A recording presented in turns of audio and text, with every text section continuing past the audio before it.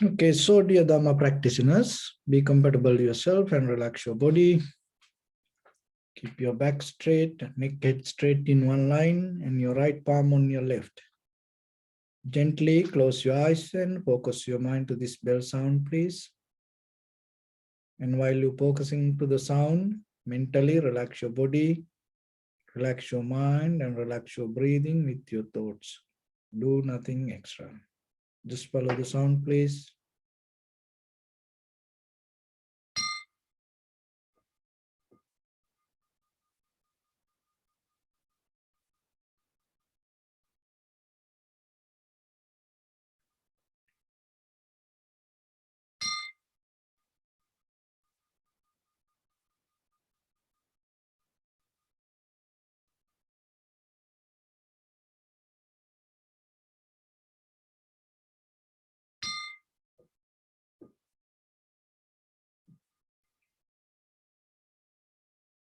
Namo tassa bhagavato arahato samma sambuddhassa.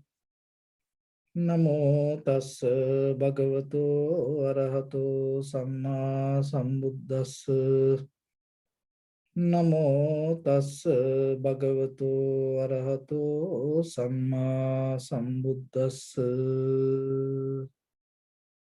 Homage to the Blessed One, the Exalted One, the fully enlightened One. So bring attention to your body, please. And observe where to toss yourself and say Sopatveva, or may I be well and happy 3 times.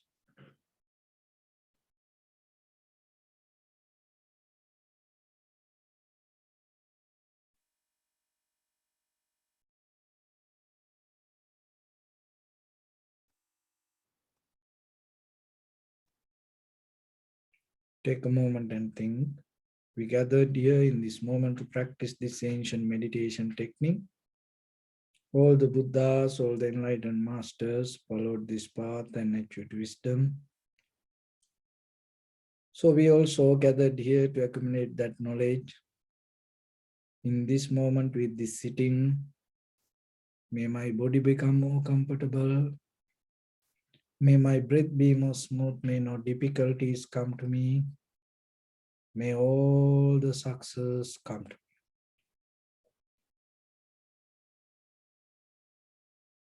me. Also think for a moment. This is the last moment we're spending in this very lifetime. And detach your mind from all your past memories and as well as any kind of future thoughts. Just try to remain in the present moment, observing the sensation of your inhalation and exhalations.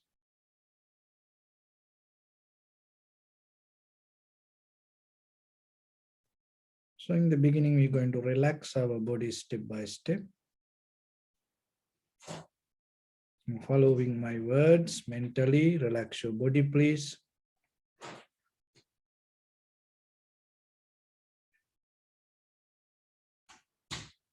Relax your head.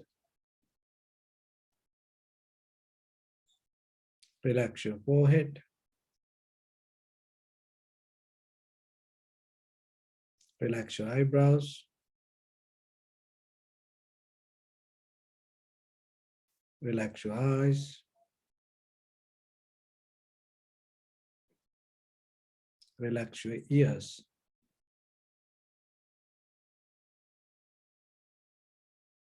Relax your nose.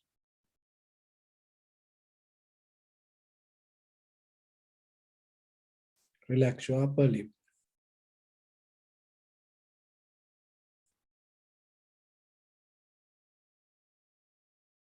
Relax your lower lip.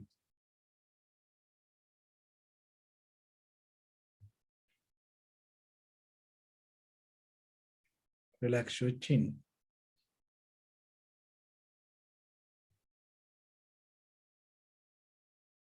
Relax your whole face muscles.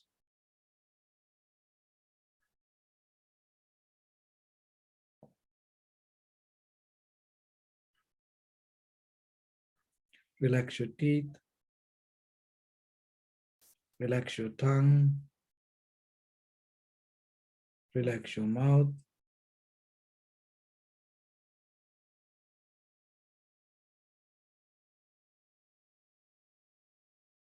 Relax your throat.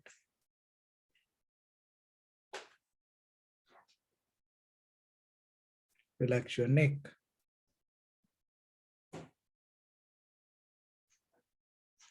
Relax your shoulders, arms, elbow, forearms, palms, fingers, fingertips.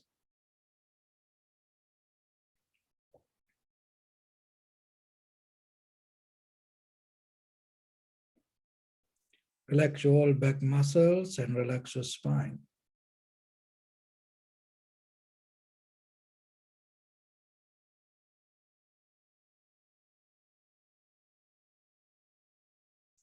Relax your chest and relax your abdominal muscles.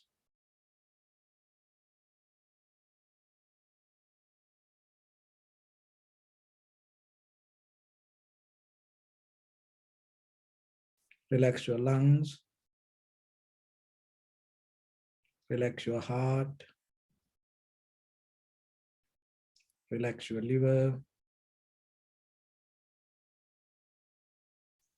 Relax your kidneys.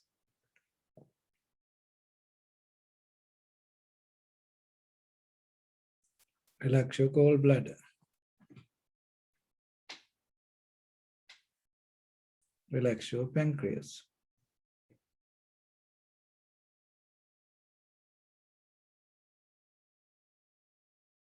Relax your small intestine.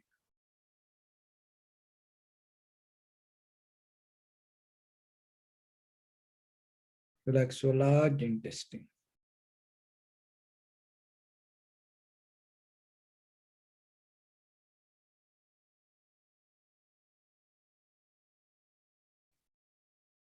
Relax all abdominal organs.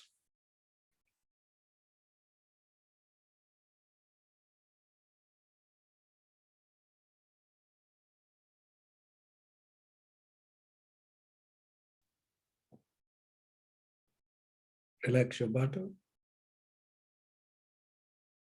Relax your thigh. Relax your knee. Relax your calf muscles.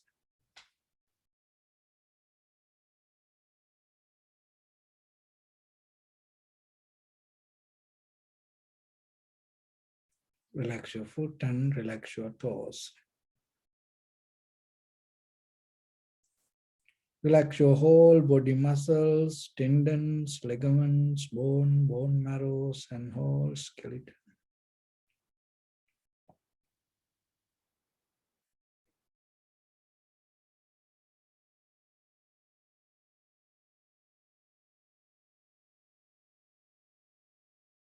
Release the tension in your mind and keep relax your face muscles.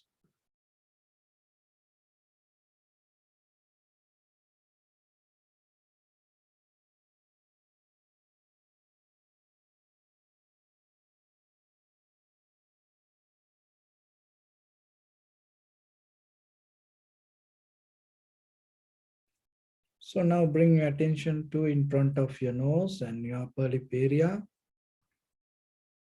Deeply and gently breathe in, breathe out 3 times and find the sensation, please.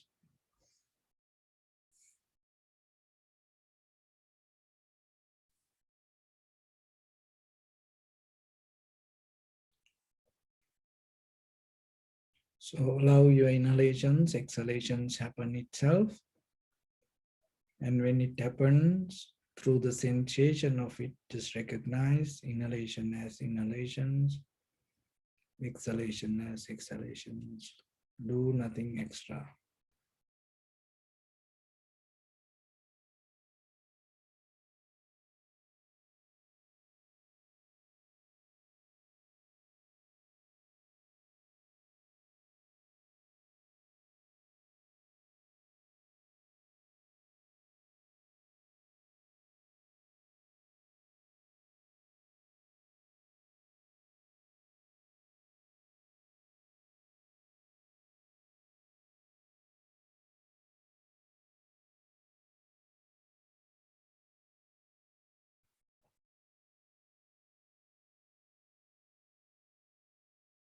So in this very moment, you are just practicing inhalation, exhalation, observing inhalation, exhalation.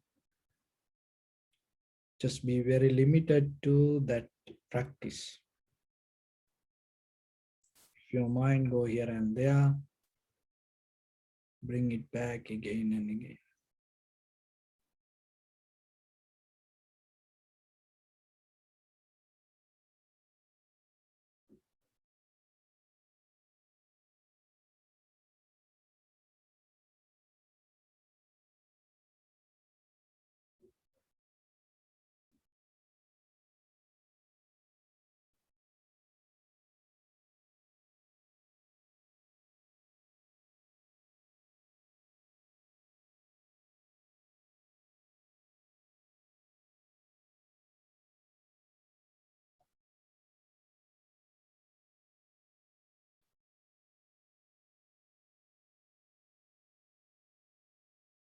Whatever come to your mind as thought,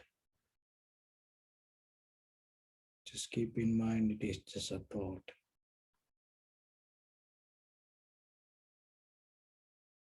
Your inhalation, exhalation is the real moment of experience. So just be with it.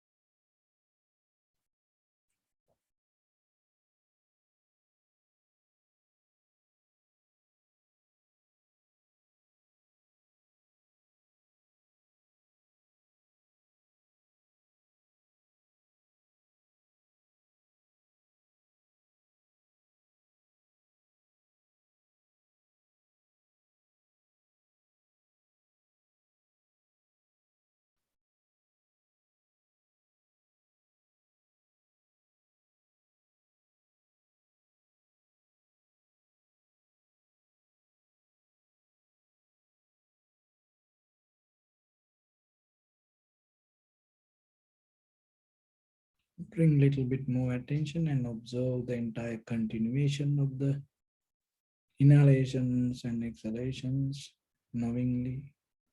This is the beginning, this is the middle, this is the end of the inhalations or exhalations.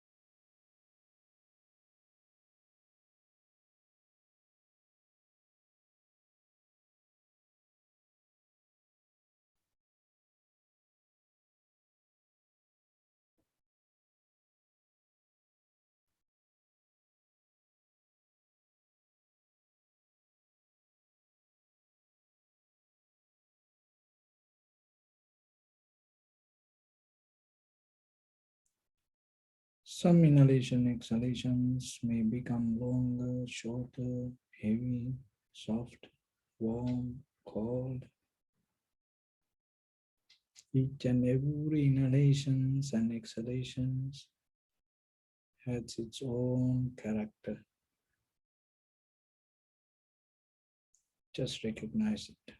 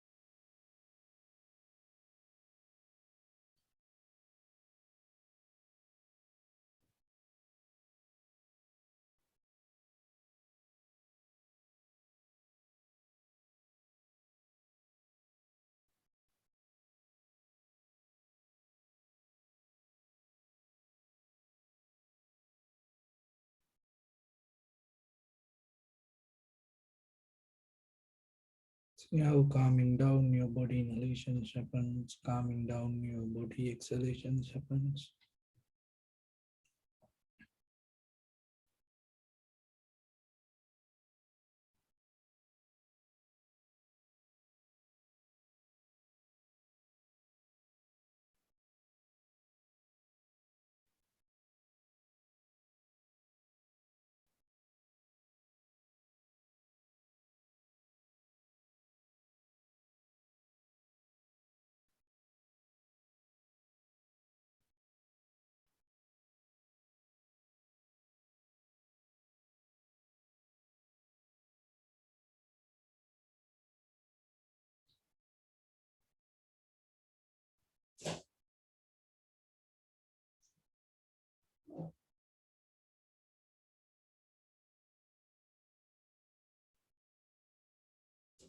See how calming down your mind inhalations happens, calming down your mind exhalations happens.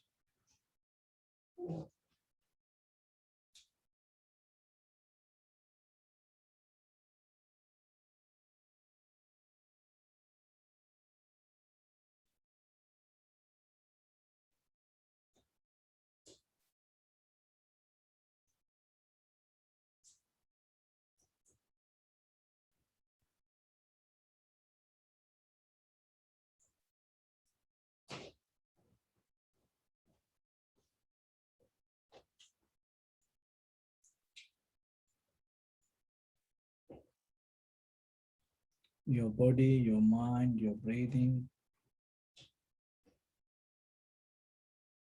interconnected to each other, integrate. No one doing anything, just everything happen according to the necessary conditions.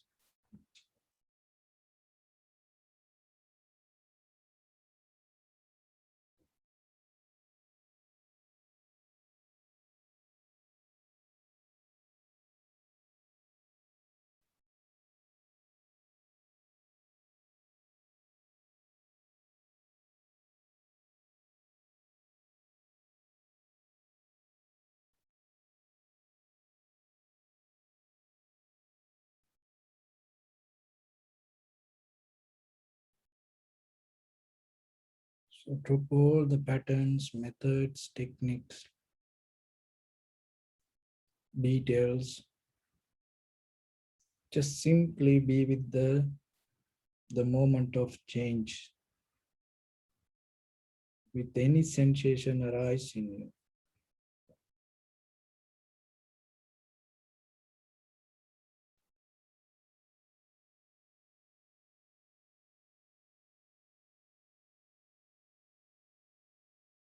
How the sensation arise itself, exist and disappear itself.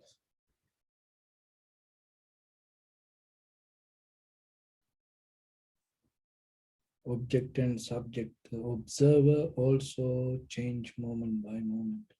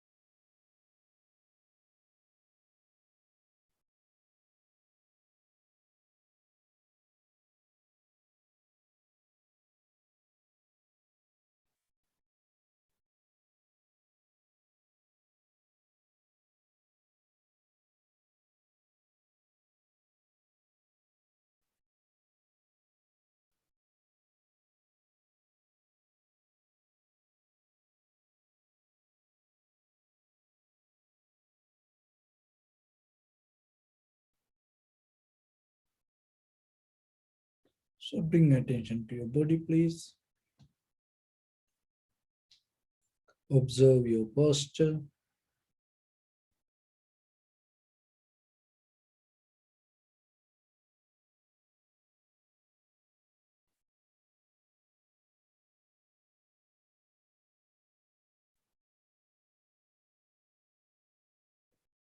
We cultivate loving kindness and compassion in our heart and radiate it as a light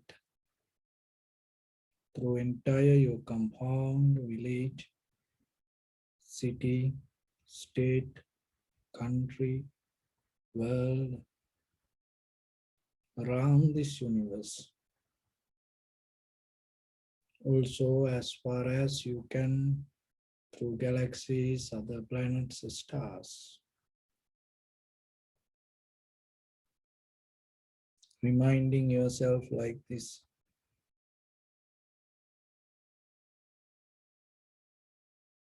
With clear intention, mentally repeat after me.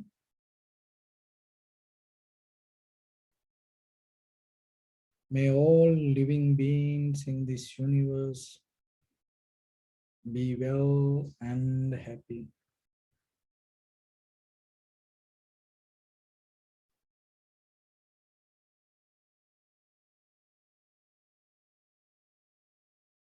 May everyone be happy and safe,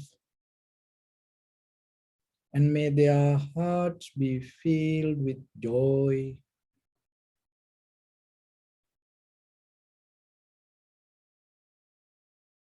May all living beings live in security and in peace.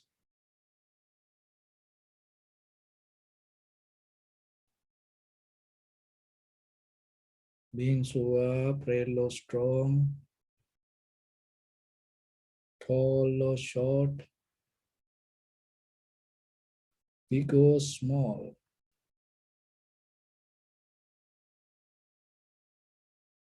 visible or not visible,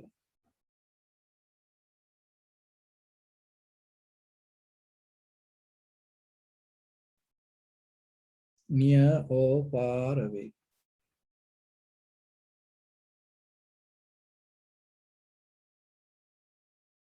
already born or yet to be born.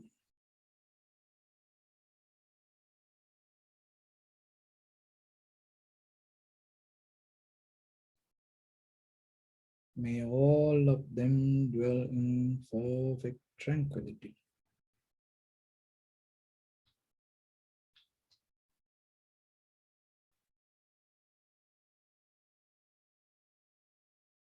Let no one do harm to anyone. Let no one put the life of anyone in danger. Let no one out of anger or ill will wish anyone any harm.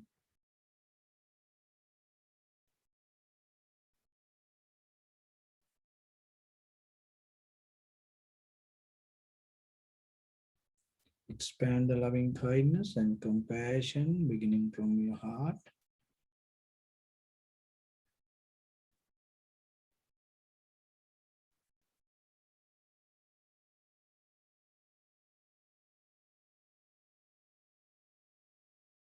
Forward, visualize yourself and send it as a light.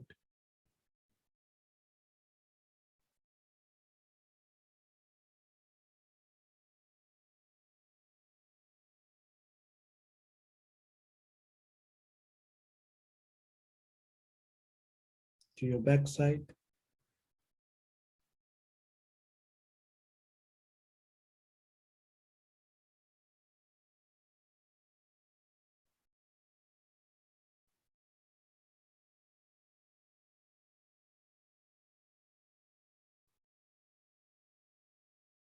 To your left side.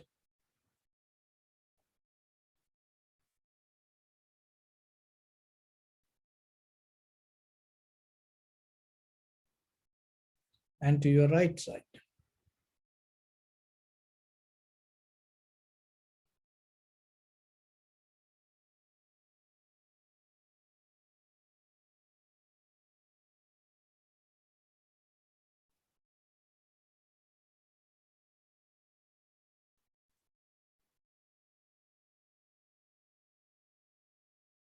downward,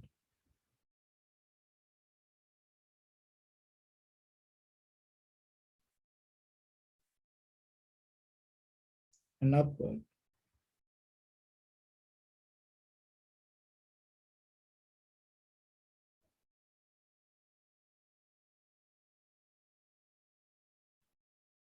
To all 6 directions at once, like the moon, the sun, spread the light, spread the energy, without any condition, without any limitation, without any resistance or without any judgment. Let your heart to shine with the loving kindness and compassion from the bottom of it with the maximum effort to the highest. Wishing yourself, may all living beings in this universe be well and happy.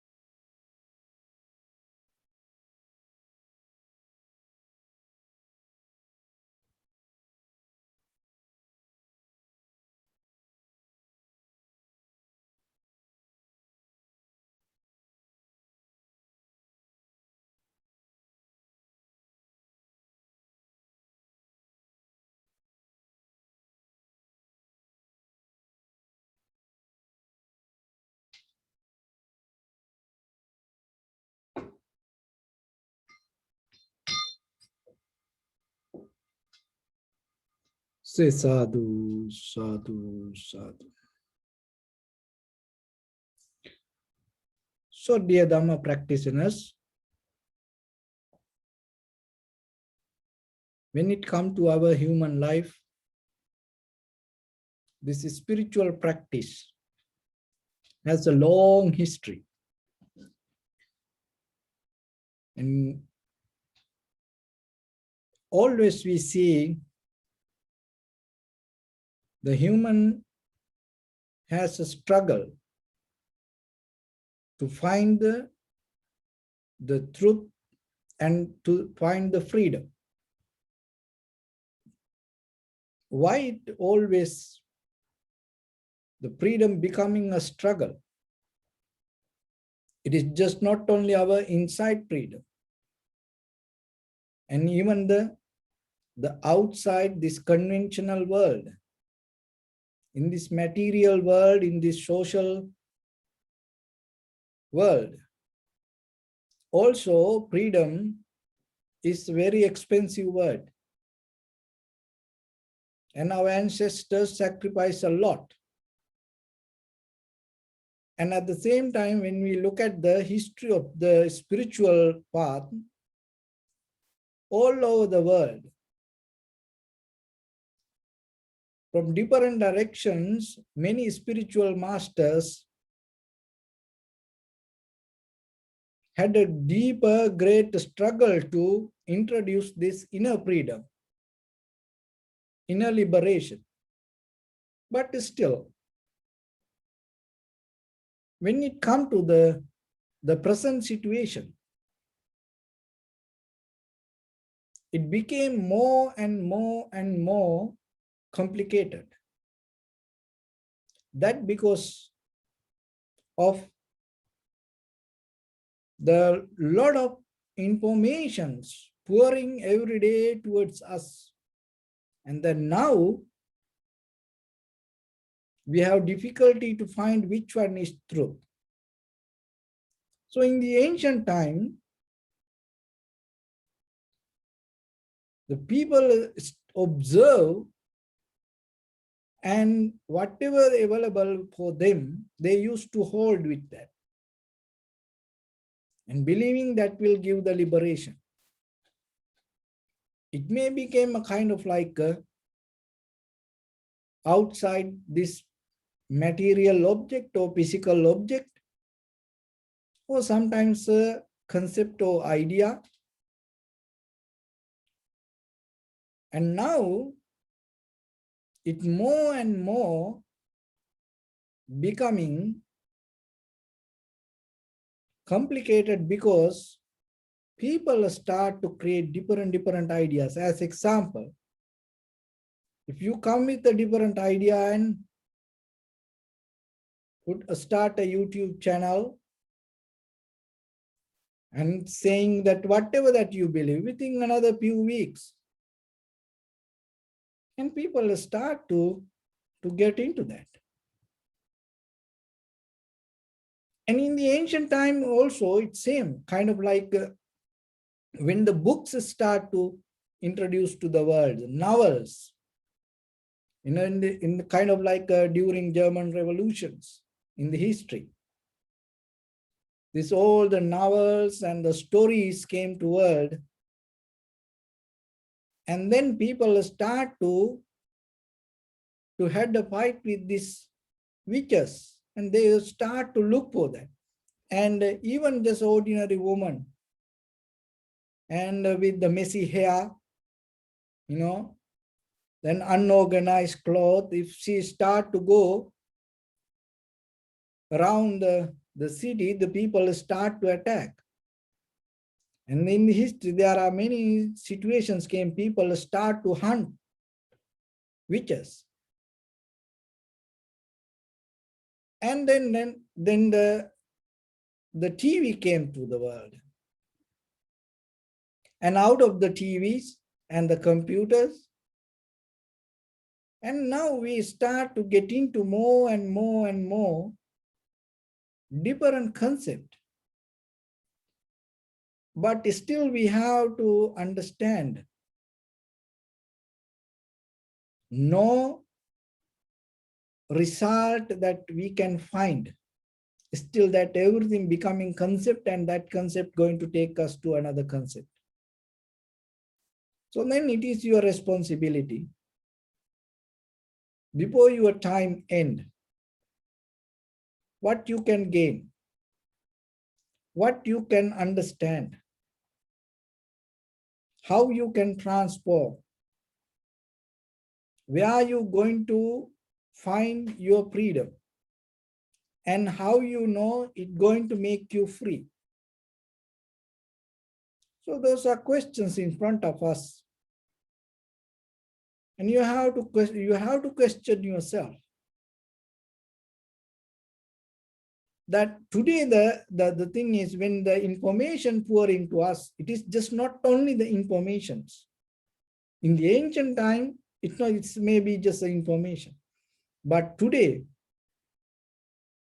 it's more than that. And through the religions, through the believing system, it always like that.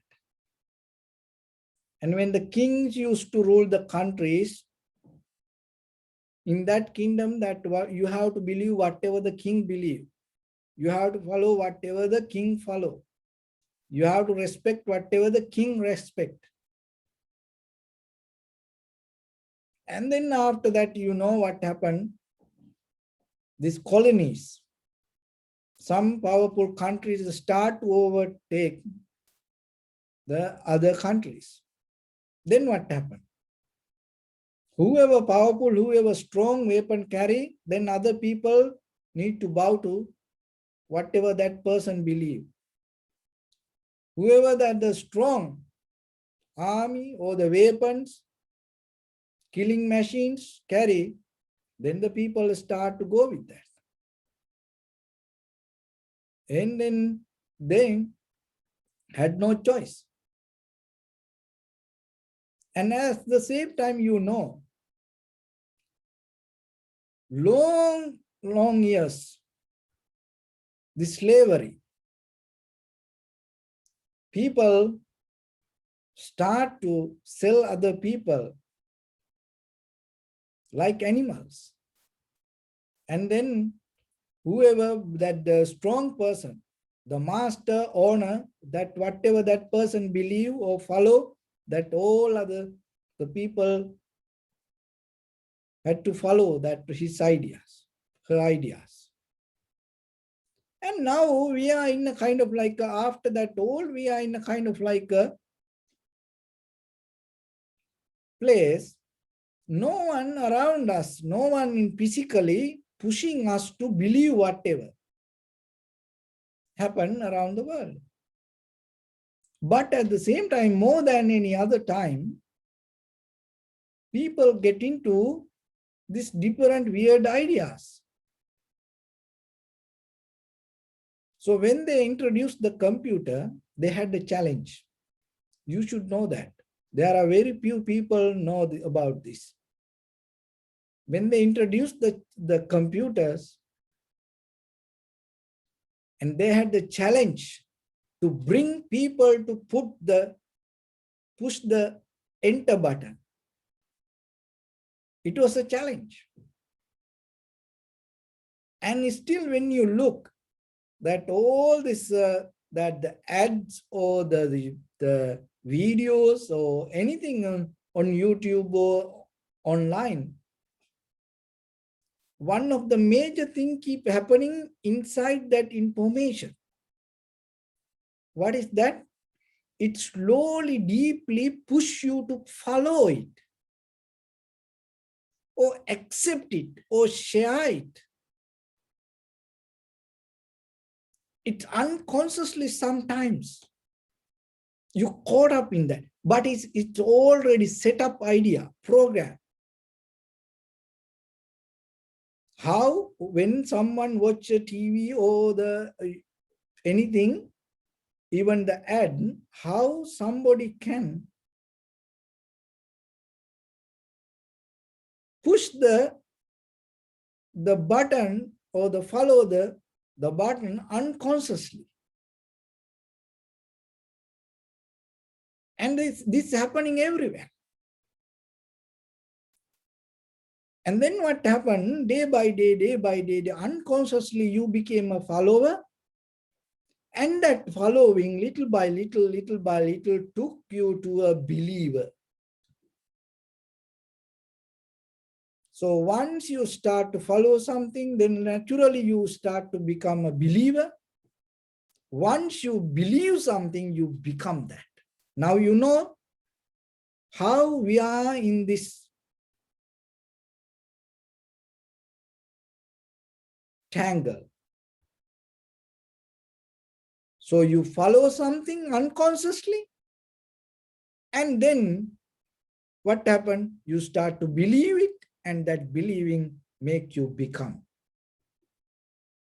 So it happened in many different ways. It happened in the human history, but now it happened with the phone, computer, TV. So these kind of things. And it is more advanced and it is more faster than any other time. So then when it comes to day-to-day life, if you look for the real freedom, you cannot be a follower or you cannot be a believer. Because out of the following and believing, what you become is not your freedom. It's never going to take you to a freedom. That is what the Buddha taught. That's why in the Kalama Sutta, as everybody knows, it's very famous sutta. And because of the family, because of the culture, tradition, books, because other people believe that, because other people follow that, don't get into that kind of wisdom. So then you have to develop a kind of like a very independent method yourself. Even though we work as a community of Sangha, our main purpose not to make you a believer or follower, to make you completely free from that all the believing and following. See, that it's our purpose of the community of the Sangha, it's completely different. This method introduced by the Buddha. Didn't happen overnight. He had a very real life experience. And as you know, he was a human being. That is the most good thing, that the expensive thing we can appreciate. He was a human being. And he used to talk about the day-to-day things, not the kind of like a beyond our life, no, just the day-to-day activities. And even his dharma is not something beyond our life.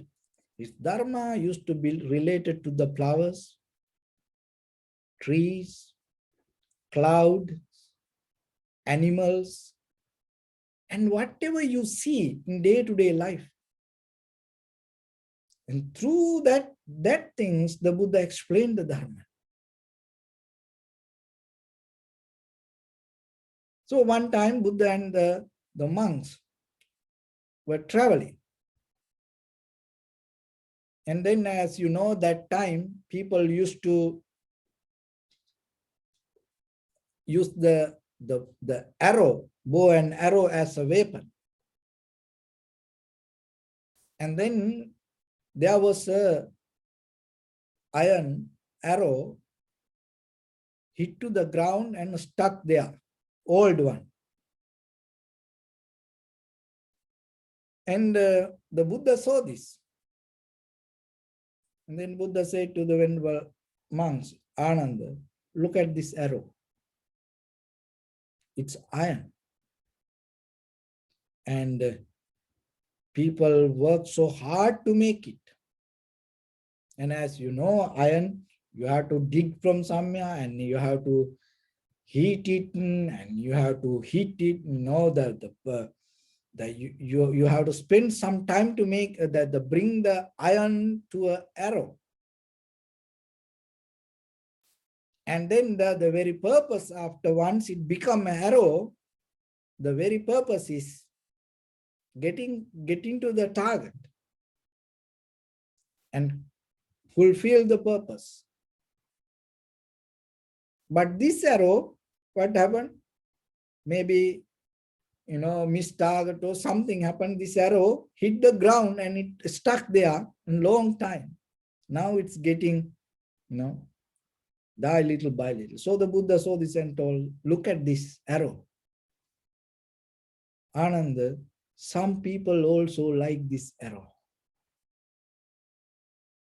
Purposeless, and they cannot find the purpose. Useless. And they are so worth, but still it is worthless. Why? Because they stuck in the mud. Just imagine when you have arrow, if it is stuck in the mud, what's the point? So then you have to remember. So that is how the Buddha used to explain things in day-to-day life. And anybody able to understand it. But to understand it's always that had the way to connect to the nature. But today, we slowly disconnecting from that. Even when we say cloud, these young people think this cloud, this computer, this memory, you know, this is carry now it called cloud.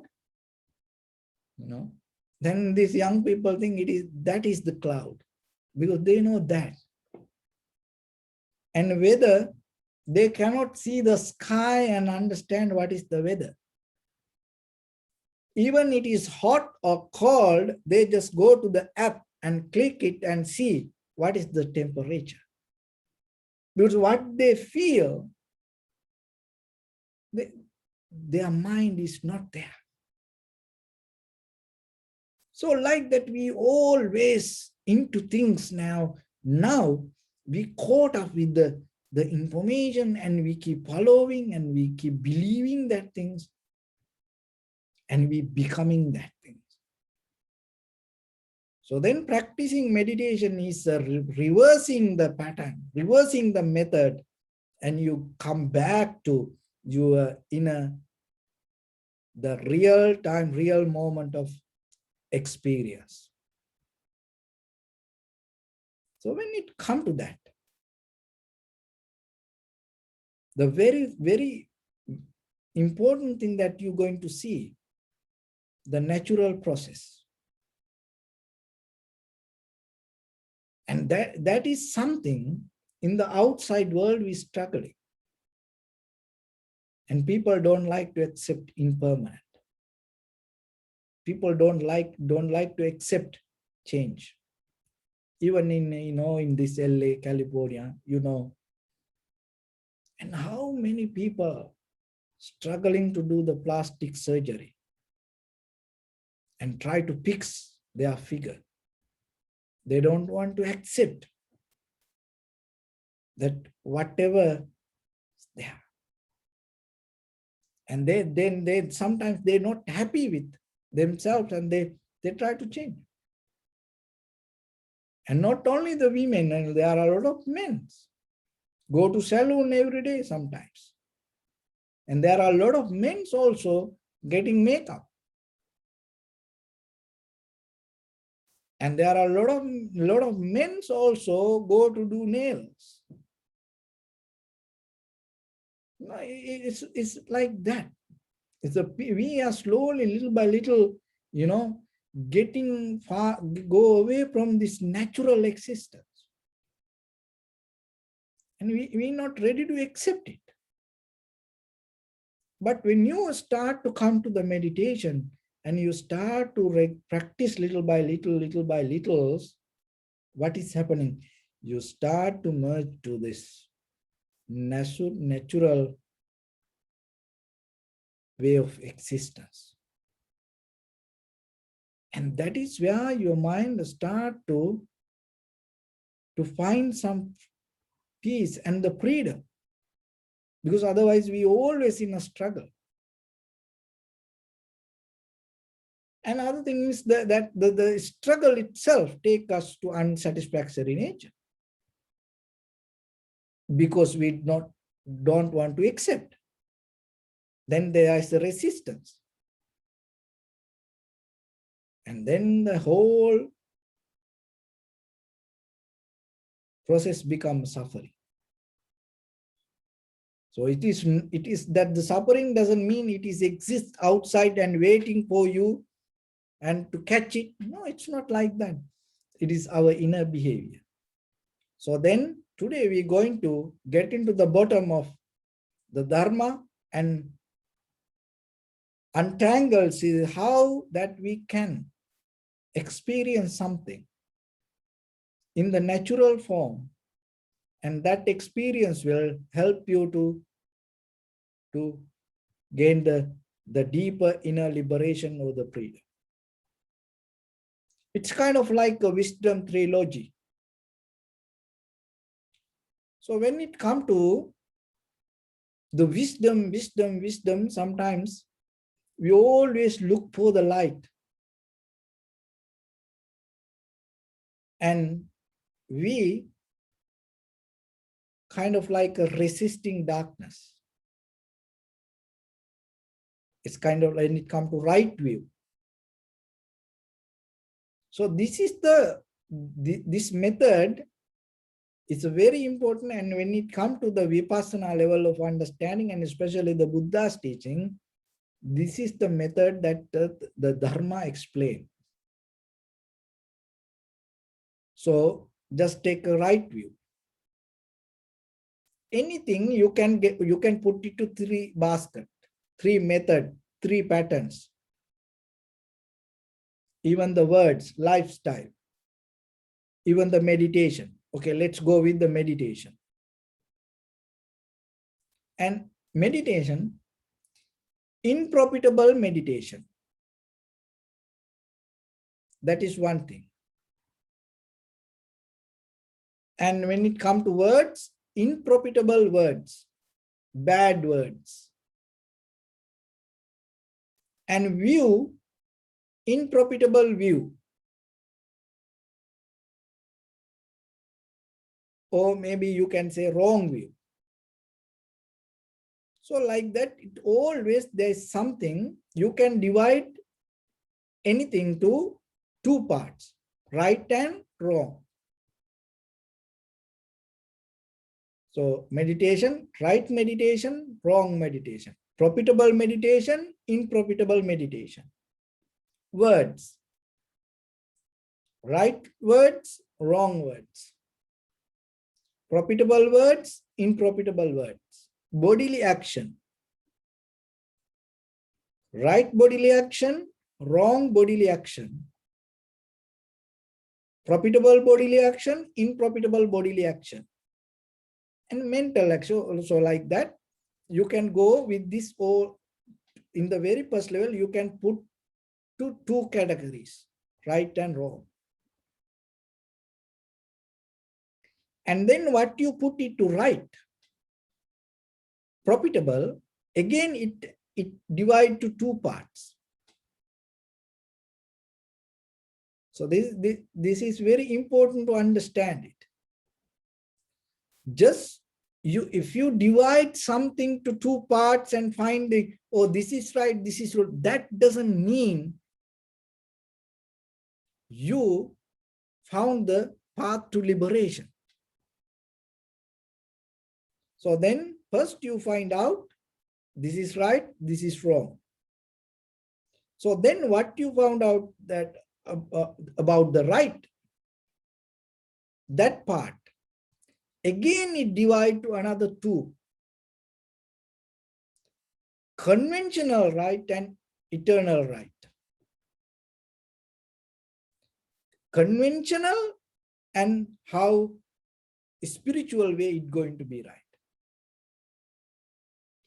Any bodily action, in the beginning you can divide to right and wrong, and then what you do, the right part, again it divide to another two parts.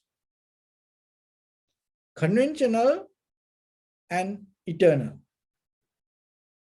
Ordinary and spiritual. And verbal action, right and wrong words, and whatever the right words, again, it divides to two parts. Conventional, right and eternal. Spiritually and ordinary.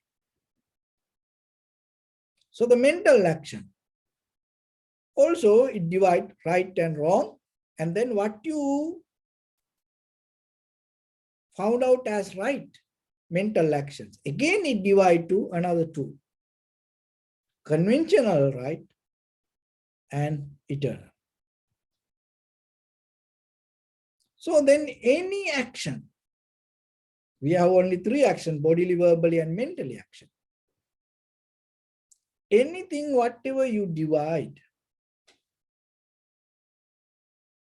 just finding, just resisting something wrong doesn't mean we are